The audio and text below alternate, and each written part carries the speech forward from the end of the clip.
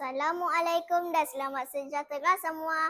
Apa khabar kawan-kawan hari ini? Saya harap semua sihat dan ceria. Hari ini saya Husna Huraya binti Jumarudi, berumur 9 tahun dan bersekolah di SK Hijrah Badung Dago. Nak kongsikan sebuah buku yang betul-betul menyentuh hati saya. Tajuk buku ini ialah Pemuda Jujurnya Bertuah, hasil tulisan Hamdan Muhammad Ali. Saya pilih buku ini sebab ceritanya sangat menarik dan penuh pengajaran. Buku ini bawa kita ke sebuah tempat yang bernama Negeri Basrah, di mana bermula kisah seorang pemuda yang sangat tabah namanya Ahmad. Kawan-kawan, bayangkannya Ahmad hidup dalam kemiskinan yang sangat-sangat. Dia tinggal di pondok yang usang dan setiap hari kena pergi ke pasar semata-mata untuk mengemis. Bukan senang tau. Demi sesuap nasi, sedih kan? Cuba kita letak diri kita di tempat Ahmad. Bangun pagi tak tahu nak makan apa. Penat, lapar dan orang sekeliling pula buat-buat tak nampak kita.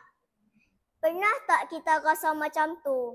Sakit sangat rasa bila dipandang sebelah mata. Tapi yang buat saya kagum, walaupun hidup dia susah, Ahmad tetap jujur. Dia tak pernah pun ambil jalan mudah macam mencuri, menipu. Dia sabar. Dia tetap menunggu dengan harapan. Hebat kan? Dalam keadaan yang tertekan macam tu pun, dia masih pegang nilai jujur. Dia yang betul-betul buat saya tersentuh. Kawan-kawan, buku ini juga mengajar kita tentang simpati. Ada orang yang bantu Ahmad, tapi ada juga orang yang tak tahu je. Kita sendiri pun pernah jumpa situasi macam tu kan? Kadang-kadang kita bantu, kadang-kadang kita pun pernah jadi orang yang hanya berlalu pergi. Betul tak?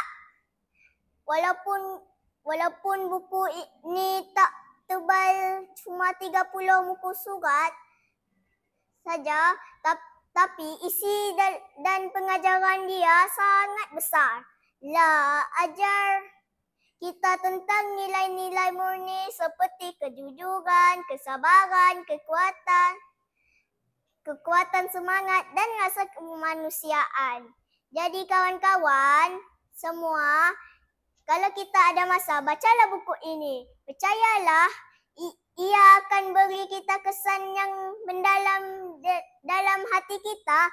Moga-moga kita semua dapat ambil iktibar inspirasi daripada kisah Ahmad untuk terus jadi insan yang baik dan yang penuh rasa empati dan tak mudah berputus asa.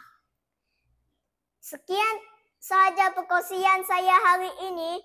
Terima kasih banyak sebab sudi dengar. Semoga bermanfaat untuk kita semua.